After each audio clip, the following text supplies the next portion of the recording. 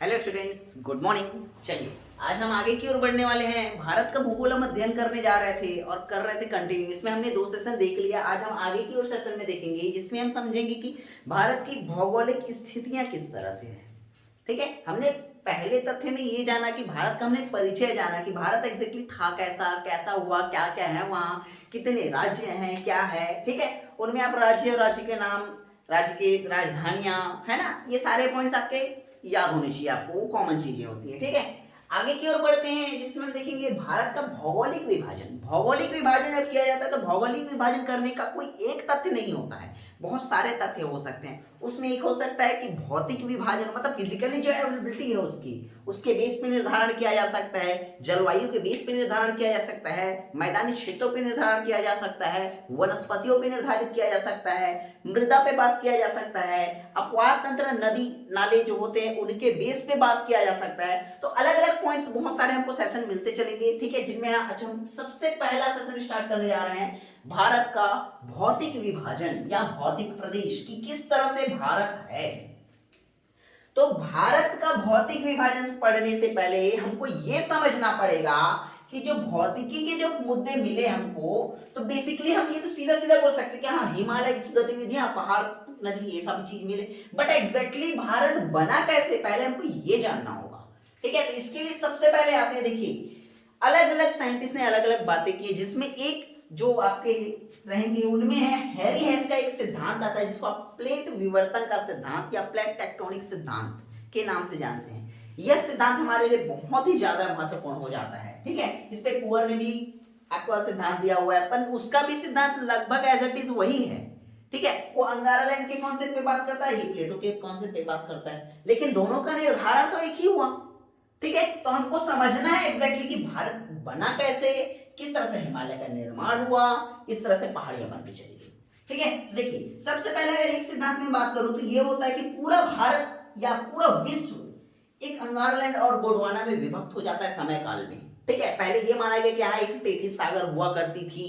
ठीक है, जिसपे विभेदन हुआ समय काल में, उस पर प्रेशर पड़ता गया, पढ़ते पढ़ते वो एक विभेदन हो गया और वो प्लेटें टूट कर निकल गई। तो इस तरह से अंगारालैंड और गोंडवाना लैंड विभक्त हो गए, ये माना गया। लेकिन समय काल में जब इस पे और भी सिद्धांत आने लगे तो उसमें सबसे महत्वपूर्ण सिद्धांत होता है प्लेट विवर्तन का सिद्धांत। ठीक है, जो कि हैरी हेस के द्वारा दिया गया।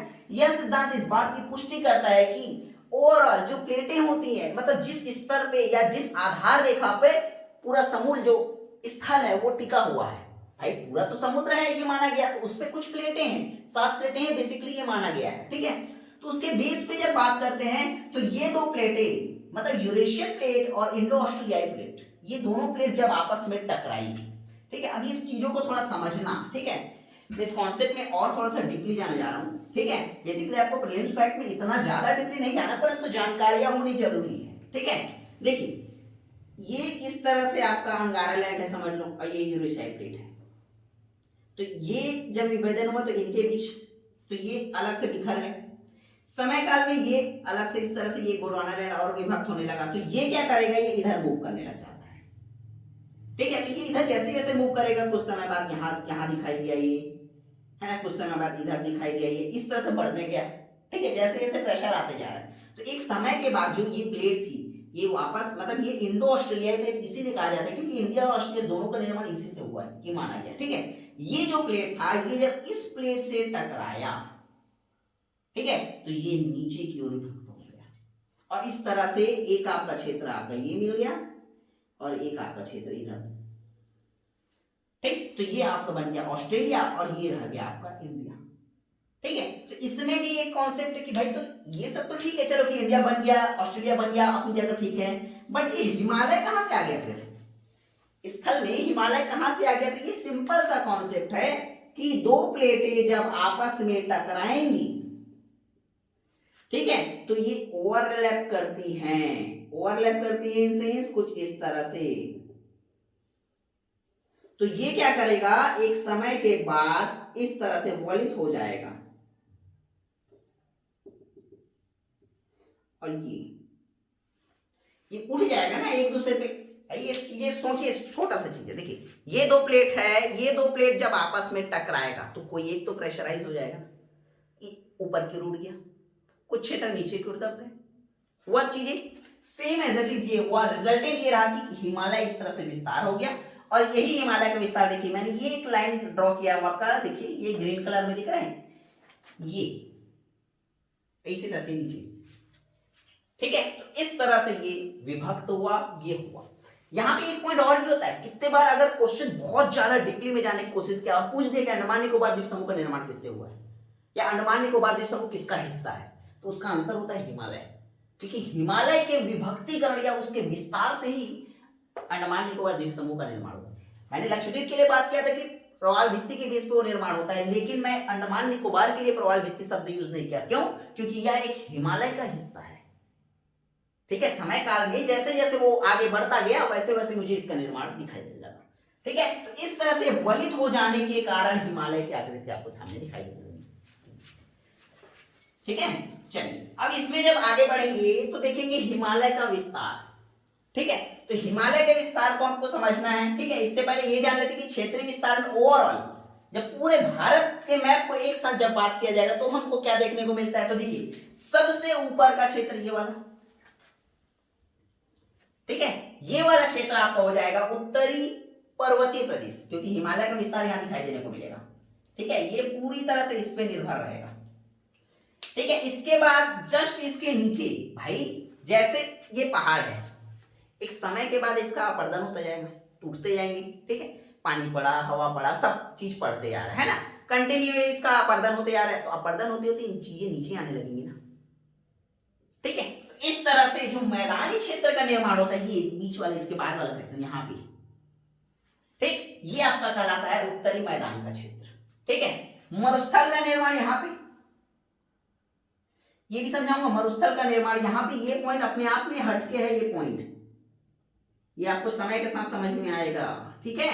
देखिए तो ये मरुस्थलीय क्षेत्र निर्धारित करेगा, ठीक है। इसके बाद ये वाला क्षेत्र जो दिख रहा है आपको, ये यहाँ पे, ये आपका प्रायद्वीपीय क्षेत्र में आ जाएगा। द्वीपीय क्षेत्र मतलब ये द्वीप, जो तटीय द्वीप रहेंगे वो, ठीक है। इसी तरह से तटीय क्षेत्रों में और विस्तार जब करते जाएंगे तो छोटे छोटे जो पॉइंट्स थे हमारे, वो सारे पॉइंट्स इंक्लूड होते जाते हैं, ठीक है। तो चलिए इसी में हम आगे की ओर बढ़ते हैं और समझते हैं हिमालय क्या, कैसे है हिमालय, क्या बना हिमालय, ठीक है। हमने देखा कि हिमालय की उत्पत्ति हो गई प्लेट विवर्तन सिद्धांत के अकॉर्डिंग, ठीक है। हिमालय नवीनतम पर्वतों में जाना जाता है। अब ये एक महत्वपूर्ण पॉइंट हो जाता है, हिमालय अभी बच्चा है, ये मान के चलिए। क्यों, किस दृष्टिकोण से, तो वो है दृष्टिकोण आपका अरावली के दृष्टिकोण से। अरावली को प्राचीनतम या पुरानी पर्वत श्रृंखला के नाम से जाना जाता है, बहुत पुराना है, ये अब बूढ़ा होते चला है, ठीक है। अब इसका अपर्दन होने लगा, इसी कारण है कि ये इधर मरुस्थल का निर्माण होता चला गया। अब ये नीचे की ओर आ रहा है, मतलब सोचिए इसकी जो भी हाइट है, ठीक है, उस हाइट के अकॉर्डिंग ये अब डाउन करने लगा है, कम होने लगा है। लेकिन हिमालय तो अभी विस्तार में है, अभी आगे की ओर बढ़ रहा है, मतलब ये और ऊंचा होगा अभी, ठीक है। तो इस तरह से ये हिमालय पॉइंट है, ठीक है। तो हिमालय को जब हम बांटते हैं तो हिमालय हमको 4 भागों में विभक्त दिखाई देती है।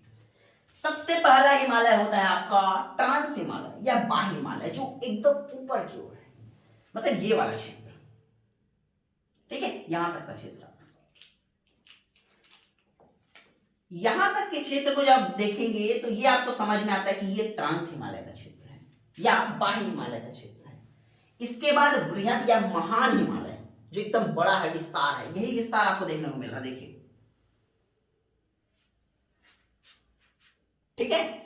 तीसरे क्रम में देखेंगे लघु हिमालय, जो क्षेत्रीय विस्तार में इसी के जस्ट नीचे से चल रहा होता है, वो आपका लघु हिमालय हो गया। और अंत में देखेंगे आप शिवालिक हिमालय, जो इसके भी नीचे की ओर दिखाई दे रहा होता है, ठीक है।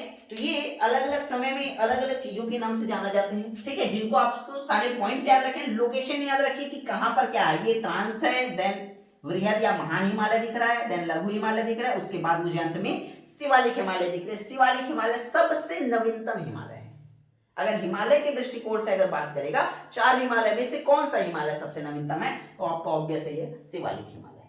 लेकिन अगर अन्य किसी दृष्टिकोण से बात करता है तो हिमालय अपने आप में एक नवीनतम हिमालय, एक नवीनतम पर्वत होती है।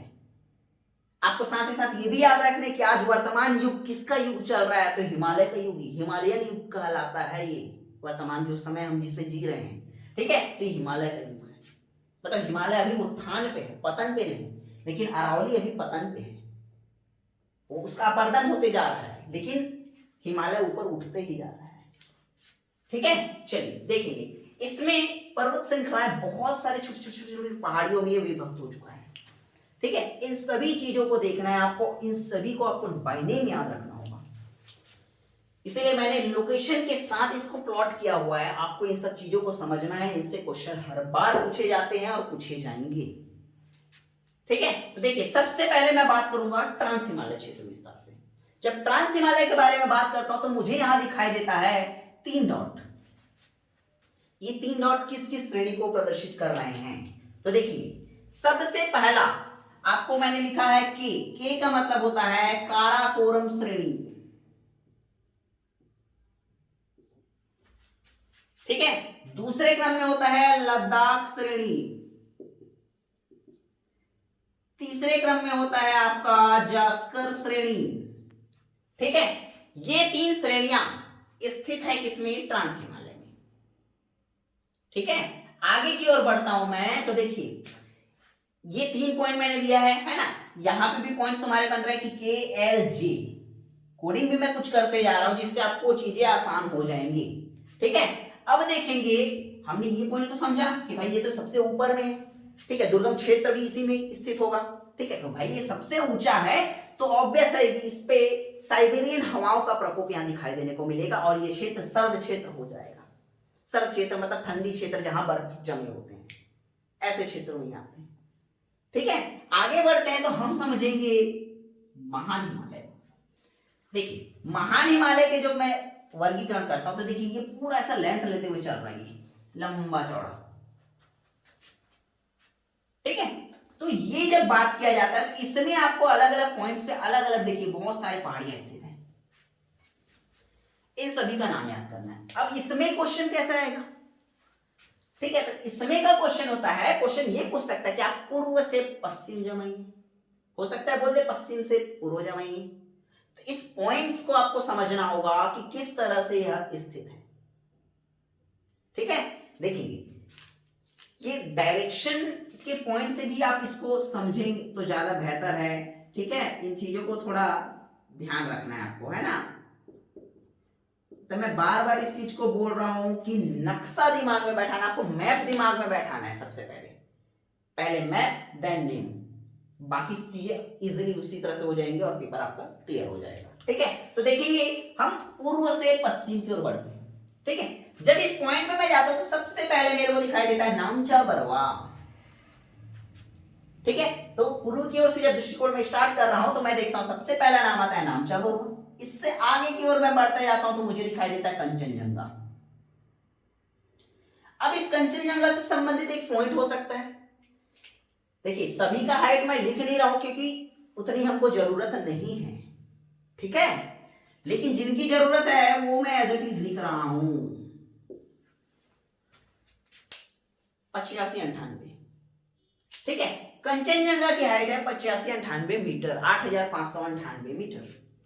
अब अगर मैं इस दृष्टिकोण से देखूं तो यहां पर एक क्वेश्चन बनता है कि भारत में अवस्थित भारत की सबसे ऊंची चोटी कौन सी है? प्रश्न समझिएगा, प्रश्न मैंने बोला है कि भारत में अवस्थित भारत की सबसे ऊंची चोटी कौन सी है? आपका आंसर होगा कंचनजंगा, जो कि सिक्किम क्षेत्र में स्थित है। लेकिन यहीं पे अगर मैं क्वेश्चन थोड़ा सा घुमा दूं और बोलूं कि भारत की सबसे ऊंची चोटी या ऊंची पर्वत श्रृंखला जो भी है कौन सी है, अब आपका आंसर होना चाहिए K2, गॉडविन ऑस्टिन K2, जो कि आपकी काराकोरम क्षेत्र श्रेणी के अंतर्गत आता है। भाई K2 भी तो अब ये आप बोल सकते हो कि ये भी तो भारत में है, ये भी भारत में है, इससे ज्यादा तो ये भाई ये वाला जो है 86-11 है, तो ये तो ज्यादा दिख रहा है मेरे को सर, तो ये आंसर क्यों नहीं हुआ? ठीक है, तो ये आंसर इसलिए नहीं होता है, आप इस बात को नहीं बोल सकते कि ये क्षेत्र जो है कुछ इस तरह से बटा हुआ है, अर्थात ये पीओके के क्षेत्र में आता है। पीओके का क्षेत्र हम अपने अधीन लेते हैं, भारत में आता है लेकिन पूर्णतः भारत के अधिकार में नहीं हो पाता है। यही कारण है कि हमने जब पॉइंट लिया तो मैंने यहां पर क्वेश्चन बोला कि भारत में अवस्थित भारत की सबसे ऊंची चोटी कौन सी है, और यहां पर मैं बात करता हूं कि भारत की ऊंची चोटी कौन सी है। है तो ये भारत का ना, लेकिन क्या ये इस पर पूर्णतः भारत का अधिकार है? नहीं। इस बेस पे हमारा आंसर हो जाता है ये। और अगर भारत में स्थित अगर बात करता है तो ये। ठीक है, दोनों पॉइंट्स को आप समझेंगे अच्छे से, क्योंकि इससे क्वेश्चन जब पूछे जाते हैं तो हम बहुत ज्यादा कंफ्यूज होते हैं।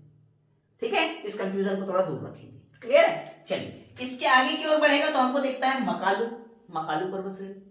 इसके बाद हमको दिखाई देता है माउंट एवरेस्ट, जो कि विश्व का सबसे बड़ा पर्वत श्रेणी के नाम से जाना जाता है।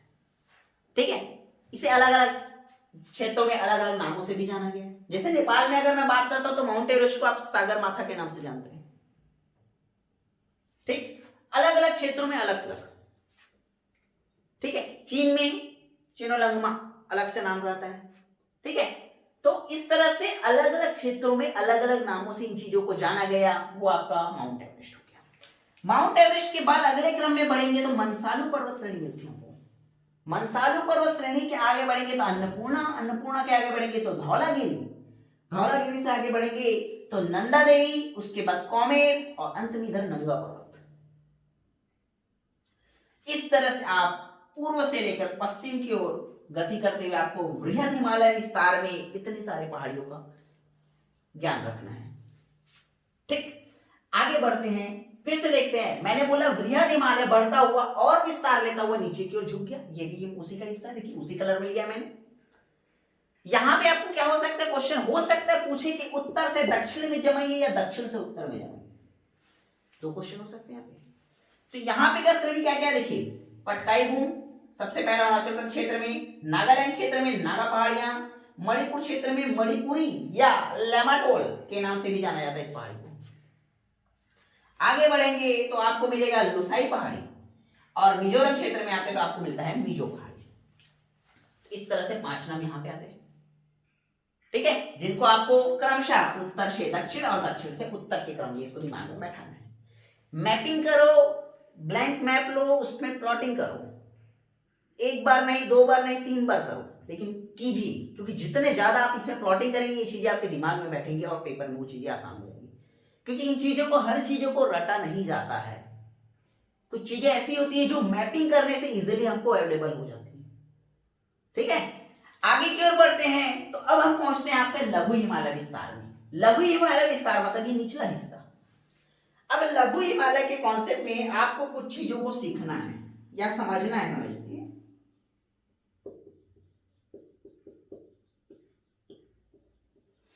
लघु हिमालय को अन्य अलग अलग क्षेत्रों में अलग अलग नामों से जाना जाता है। जैसे कि देखेंगे,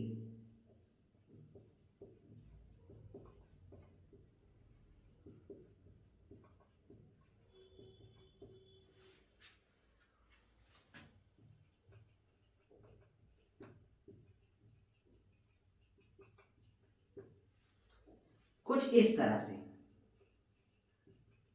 लघु हिमालय को हिमाचल प्रदेश, सॉरी, जम्मू कश्मीर क्षेत्र में पीर पंजाल के नाम से जाना जाता है, पीर पंजाल श्रेणी के नाम से जाना जाता है। इसी लघु हिमालय को उत्तराखंड क्षेत्र में धौलाधार के नाम से जाना जाता है। पुनः उत्तराखंड से हल्का सा नीचे आएंगे, मतलब टच करते रहेंगे आप यूपी के जस्ट ऊपर हिस्सा, तो ये आपका मसूरी क्षेत्र हिमाचल प्रदेश के जो अंतर्गत है। ठीक है, तो मसूरी हिमालय के नाम से भी इसको जाना जाता है, लघु हिमालय को। इसी लघु हिमालय को नेपाल क्षेत्र में महाभारत और भूटान क्षेत्र में तिब्बत, इस तरह से अलग अलग 5 नामों से लघु हिमालय को जाना जाता है। ठीक है, जिसका विस्तार आपको ये दिख रहा है, देखिए। ठीक है, इसके बाद अंत में आता है आपका शिवालिक हिमालय, जो नवीनतम हिमालय, निचला स्तर जो टच करते हुए निकल रहा है।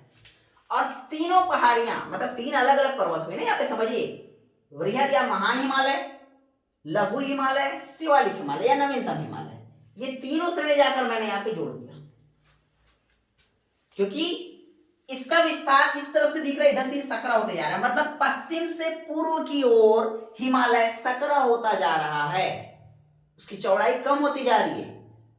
क्वेश्चन हो सकता है कि विस्तार जो है, चौड़ाई किधर ज्यादा है, तो भाई ऑब्वियस है, देखिए पूर्व क्षेत्र के कंपैरिजन में पश्चिमी क्षेत्र में विस्तार हमको ज्यादा दिखाई देता है।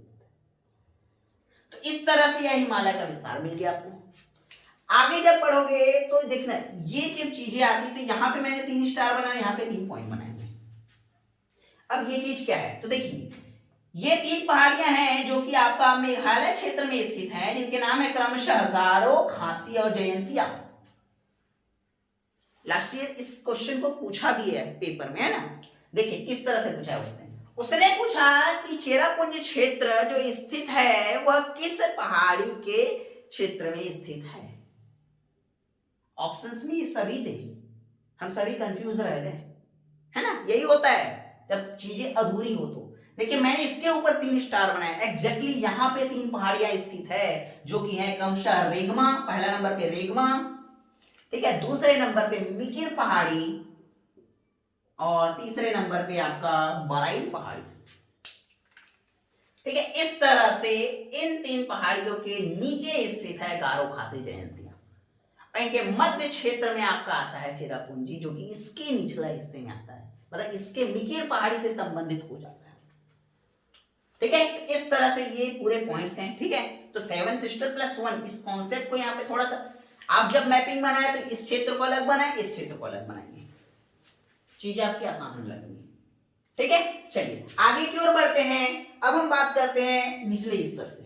तो देखिए सबसे नीचे चले जाते हैं तो हमको केरल में दिखता है कार्डमम पहाड़ी या इलायची पहाड़ी, जहां से इलायची, मसाले ये सभी प्राप्त होते हैं, है ना। इसके ऊपर जब जाओगे, ठीक है, तो आपको मिलता है अन्नामलाई पहाड़ी। अन्नामलाई का सबसे ऊंची चोटी कौन सी है, प्रश्न अगर पूछे तो उसका आंसर हो जाएगा अनाईमुड़ी, ठीक है। इसके फिर से ऊपर बढ़ते हैं। अब देखेंगे आप इसके जस्ट ऊपर आता है नीलगिरी पहाड़ी। नीलगिरी पहाड़ी के पास मैंने कुछ इस तरह से विस्तार किया है। अब ये क्यों किया, तो ये जॉइंट का काम कर रहा होता है, यह पूर्वी तट और पश्चिमी तट को जोड़ने का काम कर रहा होता है नीलगिरी पहाड़ी, ठीक है। तो प्रश्न हो सकता है कि पूर्वी तट और पश्चिमी तट को जोड़ने वाला पहाड़ कौन सा है या पहाड़ी कौन सा है, आपका आंसर होना चाहिए नीलगिरी की पहाड़ी। नीलगिरी का ही हिस्सा है दोधा बेटा जो दक्षिण भारत क्षेत्रीय विस्तार में बड़ा हो जाता है, ठीक है। इस तरह से दोधा बेटा। इसी तरह आगे बढ़ोगे तो आपको कर्नाटक क्षेत्र में ब्रह्मगिरी पहाड़ी देखने को मिल रहा है, और अगर बढ़ेगा तो केंद्रमुख देखने को मिल रहा है। फिर से आगे की ओर बढ़ते हैं तो आपको महाराष्ट्र क्षेत्र में 2 देखने को मिलते हैं, एक होता है महाबलेश्वर, एक होता है त्रयंबकेश्वर या त्रयंबकम पहाड़ी, ठीक है। जब नदियों का विस्तार जब हम पढ़ेंगे तो या अपवाह तंत्र को जब अध्ययन करेंगे तो इन सभी चीजों का मैं यूज करने वाला हूँ, इसीलिए मैंने इन सारे पॉइंट्स यहाँ पे अटैच किया। आपको ज्ञान होना चाहिए कि कौन सी पहाड़ी कहां पर स्थित है, ठीक है। आगे बढ़ेंगे तो आपको महाराष्ट्र क्षेत्र में ही अजंता और सतमाला की पहाड़ियां दिखाई देने को मिलती है। अजंता एलोरा आपने सुना होगा, सतमाला सुना होगा, है ना, तो ये सभी हमको देखने को मिलता है। आगे की ओर बढ़ोगे तो ये देखने को मिलता है कि विंध्याचल और सतपुड़ा भी दिखती है। सतपुड़ा के अधीनस्थ आपको महादेव और मैकाल दिखता है, तो विंध्याचल के अंतर्गत कैमूर और राजमहल दिखता है। और ज्यादा डीपली अगर मैं जानने की कोशिश करूंगा तो मुझे ये समझ में आता है कि गारो पहाड़ी, मैंने बोला गारो पहाड़ी है, बट गारो पहाड़ी किसका हिस्सा है, अगर ये प्रश्न पूछा तो उसका जवाब क्या होना चाहिए। इट मे बी पॉसिबल आप इनमें से किसी एक का नाम ले लेंगे, बट एग्जैक्टली वो आंसर गलत हो जाएंगे। गारो पहाड़ी हिस्सा है राजमहल पहाड़ी का। गंगा और ब्रह्मपुत्र के जब विस्तार से जब इस चीज को ब्रेक किया जाता है तब ये राजमहल पहाड़ी से अलग होती है, लेकिन हिस्सा इसी का होता है। तो ये गारो, खासी, जयंतिया जो दिख रही होती है वो राजमहल पहाड़ियों के हिस्से में आती है। तो जितना ज्यादा आप डीपली जाते जाएंगे उतना ज्यादा आपको डिटेल इसमें नॉलेज मिलता जाएगा, ठीक है। इसी तरह से देखेंगे तो अरावली पर्वत मिलती है। इसमें भी कुछ और तथ्य भी हो सकते हैं। आपने कभी कभी सुना होगा कि तथ्य या रियल पहाड़, एक होता है झूठा पहाड़, इमेजिनेशन, भ्रम, भ्रंश पहाड़ जिसको बोलते हो। ये भ्रंश पहाड़ क्या चीज है यार, शायद कुछ बच्चे ऐसे होंगे जो पहली बार सुन रहे हैं कि भ्रंश पहाड़ नाम की भी चीज होती है, झूठा पहाड़ नाम का भी कोई चीज होता है। पहाड़ तो पहाड़ होता है सर, जरूरी नहीं कि पहाड़ पहाड़ होता है। हो सकता है मैंने इमेजिनेशन में बना दिया होगा कि ये पहाड़ है। जस्ट इमेजिन मैं यहां खड़ा हुआ हूं और सडनली ये धरती नीचे हो जाती है, किसी कारणवश यह धरती दब गई। अब मेरे सामने तो उठा हुआ क्षेत्र दिखेगा, मैं उसको पहाड़ बोलूंगा मेरे दृष्टिकोण से, लेकिन वो कैसा पहाड़ होगा मेरे दृष्टिकोण से, तो वो होगा एक भ्रंश पहाड़ या झूठा पहाड़ जिसको कहा जाता है। कुछ इस तरह की गतिविधियां इधर देखने को मिल रही होती है। ये भ्रंश घाटियों का निर्माण कर रहा होता है। जैसे जैसे आप मैदानी क्षेत्रों का जब विस्तार पढ़ेंगे तो आपको देखेंगे चंबल की घाटियों में किस तरह से बागीस छुपे होते हैं। क्यों छुपे होते हैं? क्योंकि वहां पहाड़ों का निर्माण हो जाता है, झूठा पहाड़ देखने को मिल जाते हैं। तो अलग अलग जैसे जैसे आप आगे बढ़ते जाएंगे वैसे वैसे आपको बहुत सारी चीजों का ज्ञान मिलता जाएगा। ठीक, लेकिन अभी इस सेशन में आपको केवल कुछ स्पेसिफिक चीजों को समझना है कि किस तरह से, देखिए एक रिवीजन पॉइंट ऑफ व्यू से हम देखते हैं। हमने सबसे पहले समझा कि हिमालय का निर्माण कैसे हुआ, किस तरह से प्लेट विवर्तन का सिद्धांत काम किया, किस तरह से इंडो ऑस्ट्रेलियाई जो प्लेट थी वो यूरेशियाई प्लेट से टकरा गई और विभक्त हो गई, किस तरह से हिमालय वलित हो गया, किस तरह से विस्तार हुआ, किस तरह से कच्छ का रण बन गया। ठीक है, आगे बढ़ा, हमने देखा हिमालय के विस्तार में हमने 4 भागों में विभक्त कर दिया हिमालय को। हमने समझा ट्रांस हिमालय पहले नंबर पे आ रहा है। ट्रांस हिमालय के अंतर्गत मैंने बोला KLJ, दैट्स मतलब काराकोरम, लद्दाख और जास्कर, ये 3 पहाड़ियों को अगर मैं बात करता हूं तो ये मेरा ट्रांस हिमालय या बाह्य हिमालय का हिस्सा हो जाता है। इसी क्रम में जब मैं आगे बढ़ने लगा तो मुझे दिखाई दिया कि बृहद हिमालय, बृहद हिमालय में मैंने पश्चिम से पूर्व और पूर्व से पश्चिम रीड करने के लिए बोला कि इन चीजों को आपको याद रखना है। इसके अलावा मैंने बताया कि भारत में स्थित सबसे बड़ा या सबसे ऊंचा पहाड़ कौन सा है, भारत में या भारत का सबसे ऊंचा पहाड़ कौन सा है। 2 अलग पॉइंट्स में मैंने डिफरेंस क्रिएट किया, 2 क्वेश्चन पूछे जाते हैं। इसके बाद मैंने किस तरह से म्यांमार क्षेत्रीय विस्तार को डिफरेंट किया और वहां बताया कि किस तरह से हिमालय विस्तृत होकर आगे की ओर बढ़ रहा है। तो ये 5 पहाड़ियां, मतलब इसको आप उत्तर से दक्षिण के क्रम में जमाएंगे। नो डाउट एक प्रश्न इनमें भी पूछे जाते हैं, इनको भी उत्तर से दक्षिण जमाओ पूछ सकता है। तो इन चीजों को आपको समझना है, मैपिंग के साथ साथ इनको करते चलो, चीजें आसान हो जाएंगी। जिस क्रम में जमाया इसी क्रम में जमाइए, आपको आंसर खुद ब खुद मिलने लगेंगे। ठीक है, तो इस तरह से आपका ये जो आपका भौतिक विभाजन है ये आपका लगभग कंप्लीट होता है। ठीक है, तो चलिए बाकी हम लोग आगे आने वाले सेशन में बात करेंगे। ठीक है, थैंक यू।